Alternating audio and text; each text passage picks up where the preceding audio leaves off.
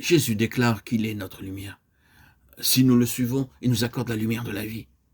Au chapitre 1 de l'évangile de Jean, nous lisons « En elle était la vie, et la vie était la lumière des hommes ». Jean 1, 4. La vie était la lumière procède de la vie. Sans lumière, nous ne pouvons voir. Spirituellement, nous ne voyons les choses de Dieu que par la lumière de cette vie qui nous éclaire, si elle nous gouverne, car elle est là pour que nous le suivions.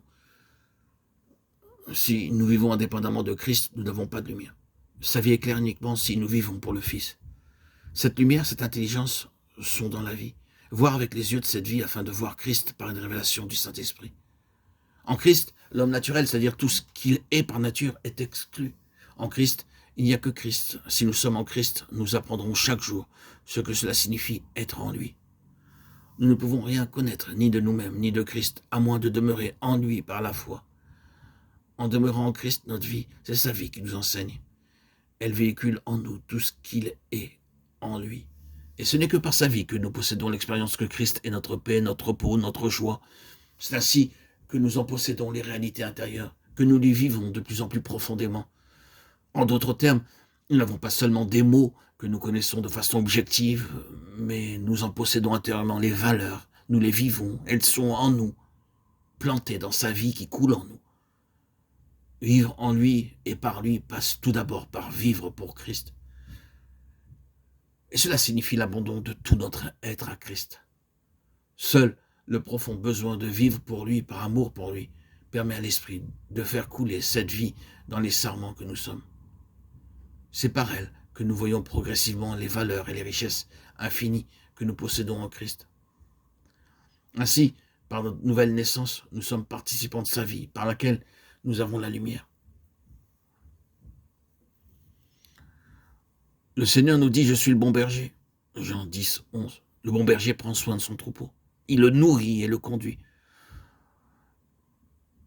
Christ est notre pain de vie, mais il désire non seulement nous apprendre à nous nourrir de lui, mais également à être conduits par lui. Christ devient notre berger lorsque nous entrons en ligne et dans la voie de ces trois principes fondamentaux. Soumission à Christ parce qu'il est la tête, obéissance à Christ parce qu'il est notre Seigneur, et dépendance à Christ parce qu'il est notre vie. Notre grand privilège est d'être conduit par lui. Le roi David fut capable de paître et conduire le peuple d'Israël parce qu'il apprit à être conduit par le Seigneur lui-même. Ce qu'il apprenait sous la conduite sûre de la main de Dieu, il l'enseignait au peuple. Christ est l'objet de toute notre éducation. Tout ce qu'il a déclaré n'était pas pour lui, mais pour vous et moi, frères et sœurs en Christ, bien-aimés, mes chers amis. Dans l'évangile de Jean, le Seigneur énonce quelques lois qui régissaient et gouvernaient sa marche. Il savait qu'en venant en nous par le Saint-Esprit, sa vie nous ferait entrer dans l'expérience de ces lois.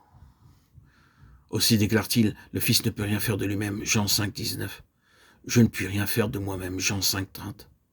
Et ceci, chers amis, nous montre son absolue dépendance et obéissance au Père. De même, pour nous, il nous faut reconnaître l'absolue souveraineté, Seigneur et de Christ. Et alors que nous nous plaçons sous son autorité, nous permettons alors à l'Esprit de nous apprendre cette conduite et cette marche par l'Esprit en demeurant en lui.